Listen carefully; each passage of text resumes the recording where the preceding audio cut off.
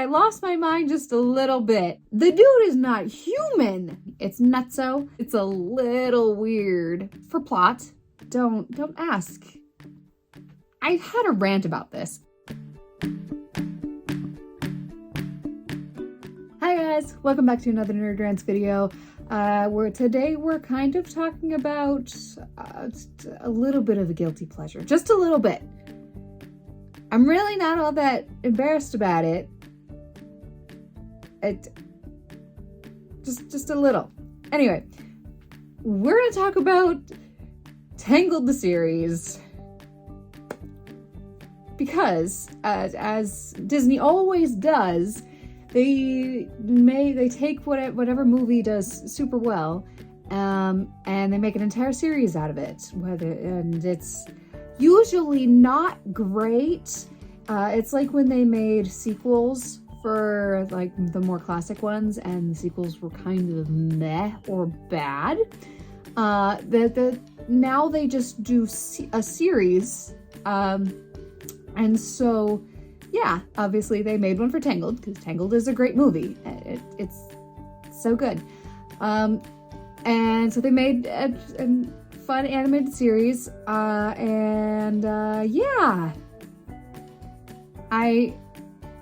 I got into it, guys.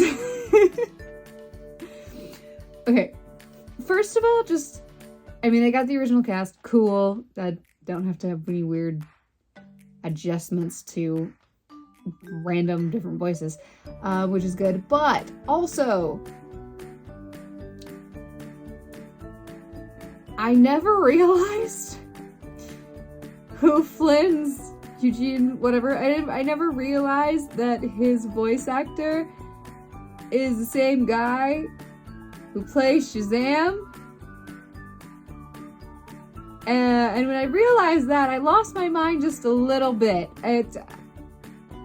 I could not reconcile Shazam with Flynn Rider. And I did not realize this actor could sing. But he sings very, very well. And it's great. I'm literally blanking on the actor's name right now. I feel like it's a Levi something. Anyway, comment that below, because I don't know why I can't remember that right now. Anyway, that's nuts. Also, the one that made me freak out, and really the one that initiated me watching this in the first place, Jeremy Jordan plays, probably, objectively speaking, the best character in the entire series.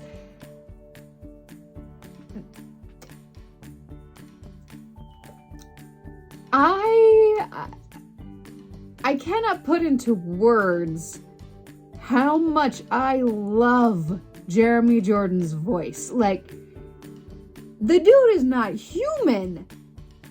He is not human. The notes he hits are absolutely insane. And most of the time, if I find a cover of him singing a song on YouTube, I tend to enjoy the cover a lot more than the original song. The dude's nuts. The dude is nuts.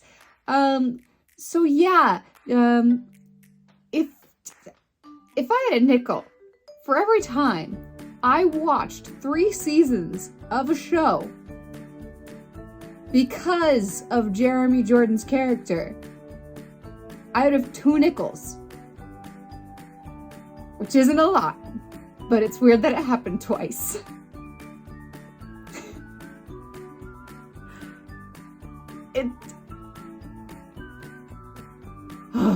He is the only reason I watched the first 3 seasons of Supergirl, and then his character Win left, and I tried to watch the pilot episode or whatever, the first episode of season 4, and didn't make it through the entire episode. So literally Win is the only reason I made it 3 seasons into that show. And then we have Tangled the Series, which has 3 seasons. He is not the only reason I got all the way through the series, but he is a huge one. Yeah, singing voice. His personality, like Varian is, I think objectively speaking, it is agreed by the entire fandom. Just about. That Varian's character is just like the best character in this entire show. And I wholeheartedly agree. He's great. He's adorable. And it's just such a fun, lovable character. He's so good. He also has some of the best songs. Maybe I'm biased because Jeremy Jordan is singing them, but he has some of the best songs. Oh, yes. That aside, also we have Eden Espinosa as Cass. They're basically the two main new characters that are around, and then the other ones that show up are just kind of side characters. But anyway, they're the two main ones new characters that show up. She also has an insane voice. Like, seriously, it's nuts. Cass has some great songs too. But I think they both outshine Eugene and Rapunzel in the series, singing wise, at the very least. Varian in every aspect, Cass in most of them. Cass is a very intriguing character, and I know a lot of people think they did her kind of dirty end of season 2 and through season 3. I don't entirely agree with that, and I'll get into that later when I do my little zip through kind of the main plot stuff that happens. We'll get there to my little discussion about that. Anyway, so yes, casting is insane. They can all sing. It's nutso. It's kind of fun to get a more in-depth look at her parents' characters, and the Kingdom of Corona in general, which, yeah, it came out before the virus, and everyone was making memes and jokes about it after the fact. So, whatever. It's kind of funny to watch it and have them constantly be saying Corona all the time. But it's okay. Now I just associate Corona with the show instead of 2 years of fun. Anyway. Yes, it's very fun to get more into like the Kingdom of Corona and having like old Corona and then what we see in the movie as Corona and kind of having some of the history behind it and the lore behind it. And yeah, so it's just a really fun thing. We get a lot more in depth with some of the characters and like Eugene and Rapunzel's relationship, and which is adorable. And you also realize how old Eugene is, and it's a little bit of a weird age gap. Because Rapunzel turns 18 in the movie, and then in this one it's about a year later, so she's 19. And then by the end of the series, I don't know how long the series takes, but Eugene turns 26. So there's a good 7-year age gap, and it's a little weird. But other than that, their relationship is great, and I love it, and they're adorable. But yeah, so this is just a very fun thing. Ranking the seasons, it's probably 1 on the bottom, because 1, they started out and it's very much more geared towards, children, and it's more random, and it's just things are happening, but then we do also have the underlying plot of here's these mysterious black rocks that are popping up all over the kingdom and destroying stuff, and they're drawn to Rapunzel. Because the whole thing is she touches mysterious black rocks, because there's a short that goes ahead of it.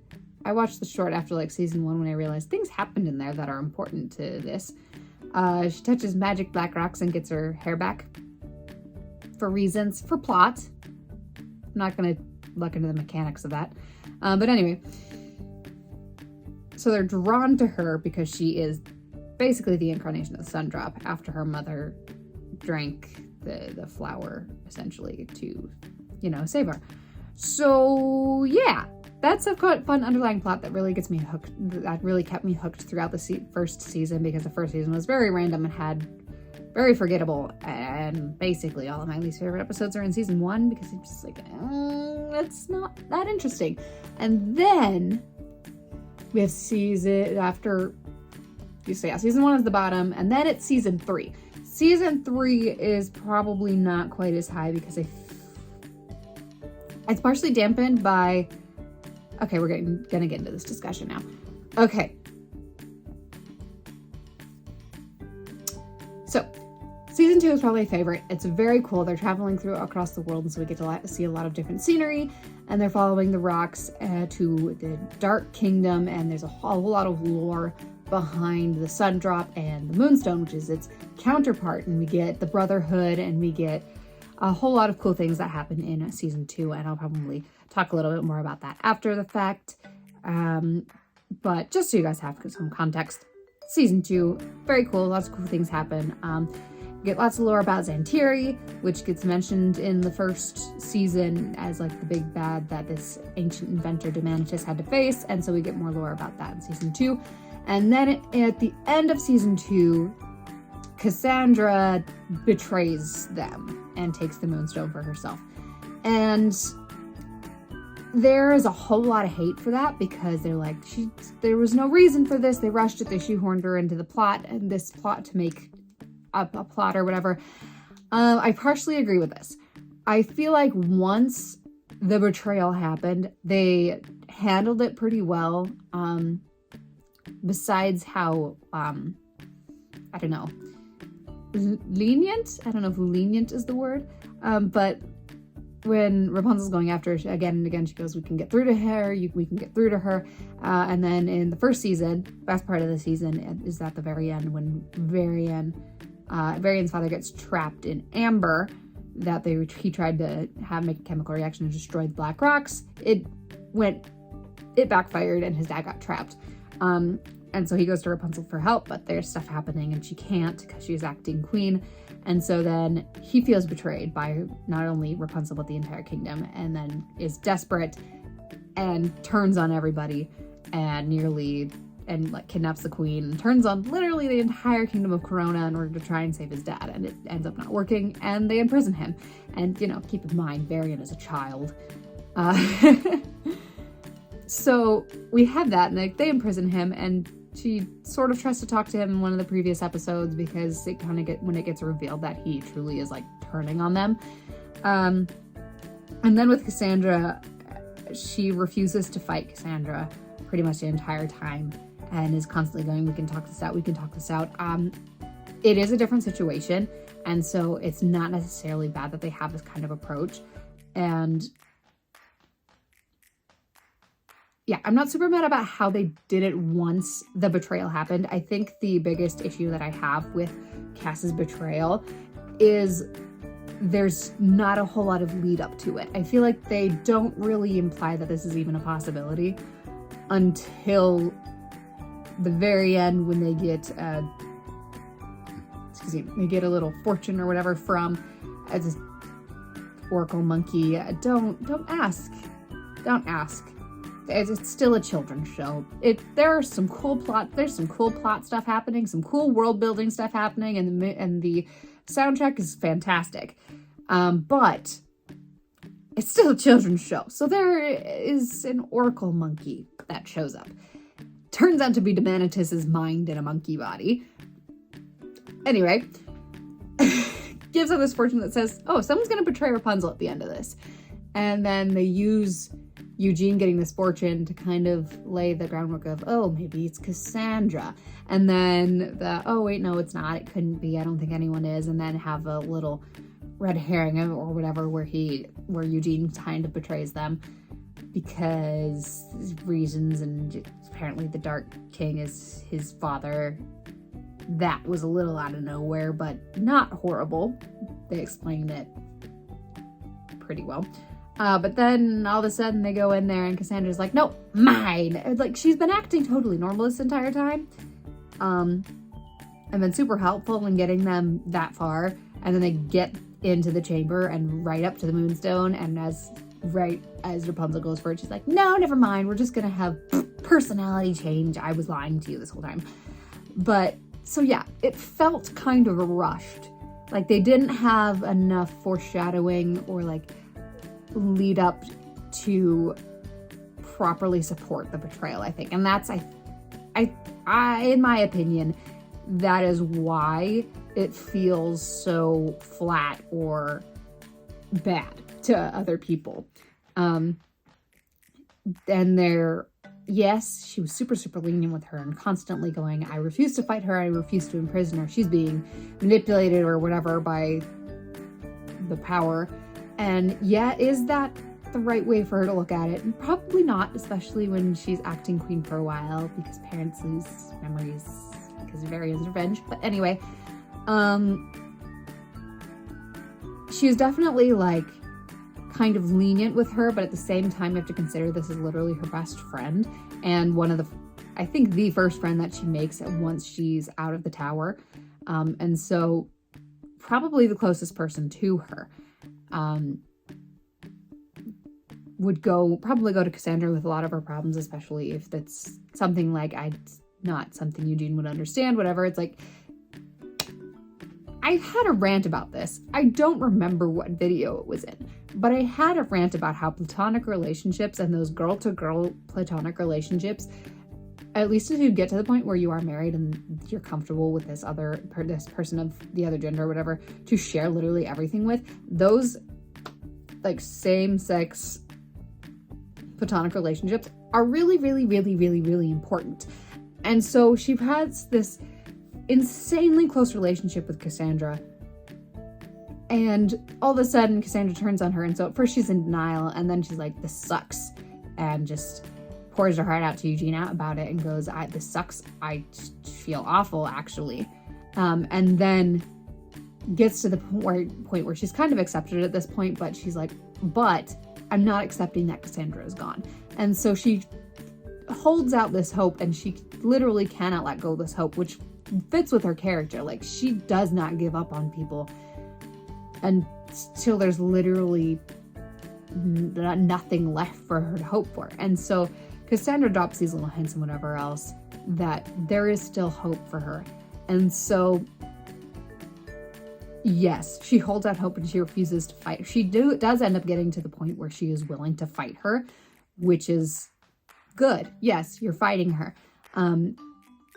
And they're like, oh, but she doesn't get in prison. Like, yeah, she doesn't. But it also gets revealed that she was being manipulated by a literal demon. Xantiri, for that we get a lot of lore for in the first 2 seasons. And we realize that she was literally getting manipulated by Xantiri and being used. And Xantiri was literally just like dredging up so much rage and so much anger and all of these negative emotions within Cassandra, so that she could not think beyond that. So no, she does not get imprisoned, even though she did like worse things than Varian. But I think that's because they realized she was being manipulated, and and Xantiri was very much orchestrating pretty much all the circumstances, because Cassandra comes close to coming back around and realizing the error of her ways multiple times, but every time she comes close, Xantiri interferes and then turns the situation on its head so that it looks like Rapunzel is the villain. And so, yes, does Rapunzel start to feel like a broken record where she's constantly saying, we can save her, I'm not going to fight her, I'm going to talk to her. Yes, she sounds like a broken record, but it fits into her character and the way they do the whole situation with Cassandra. It makes sense. And her not getting imprisoned after the fact does also make sense. And she kind of puts herself into sort of self-banishment. Like, she leaves Corona, and so she's not even in the kingdom anymore anyway. But yeah, so I feel like the way they handled the situation after the whole betrayal was fine, and they did it well. It was just the lead up that was lacking. So yeah, I think that's my big rant for this video, is talking about Cassandra's whole betrayal thing, because I think that's the most controversial part of the show, is that moment where she betrays Rapunzel. And I don't think it's a bad betrayal. I just think the lead up was bad because it wasn't really there. So yeah, like I said, season 2 is my favorite. I just love all of the cool lore stuff we get, and the Brotherhood is introduced, and it's just so many cool things that happen in season 2. Season 3 is good because we get Varian back. We also get probably some of like the top 5, probably 2 or 3 of the top 5 songs that are in the entire series. One of which is a duet between Jeremy Jordan and Eden Espinosa, and so it's just like the pinnacle of vocal ability in this show. And it's great, and it's dramatic, and the whole sequence of the animation is great, which the animation is honestly pretty in the show. It is pretty. It's very, they go from, hey, here's just like a Disney animated film. It looks slightly more realistic. It's not necessarily supposed to feel like a cartoon or whatever. And then we have the show where it's, the animation style is a lot more rough and cartoony, I guess, is what I'm looking for. But it's well done, and it is a pretty animation style. So, which is also refreshing because, you know, a lot of animation things, at least within a franchise, are looking very much alike. So it's very fun to see a very different animation style for the show. And it's done very well. It's very pretty. So yeah, I think that's the main things I have to talk about. I really do love the whole concept of the Dark Kingdom and the Brotherhood. It's probably some of my favorite parts. And then Varian's definitely favorite character. He's so good. I'm not biased at all. He's so great. Yeah, I really enjoy the show, and I'm really not guilty about it, but it's probably one of the closest things that I will get to a guilty pleasure. Actually, no. We'll say Miraculous Ladybug is definitely a guilty pleasure. Like, I get a little embarrassed to mention that I know what it is sometimes. Let alone that I watch it. But this one's not, by comparison, is not a guilty pleasure because it's kind of great.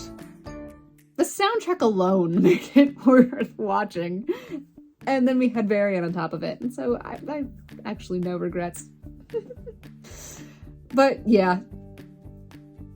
I think that's it. Those are my thoughts on Tangled the Series, Rapunzel's Tangled Adventure, whatever you want to call it, because they switched names.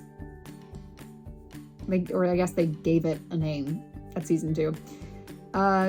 Feel free to share your thoughts in the comments. Please don't get into any heated arguments about Cassandra's betrayal. Like, it's not that big of a deal, guys. It's just a show.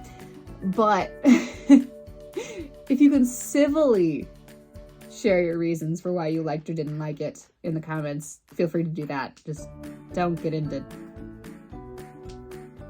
full-fledged verbal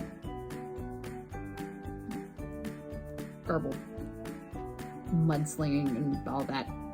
So yeah, you can also drop recommendations or suggestions or whatever else in the comments as well. I post videos on this channel every Wednesday and Saturday, and I post videos on my audiobook channel on Thursdays. I'll see you guys all next time.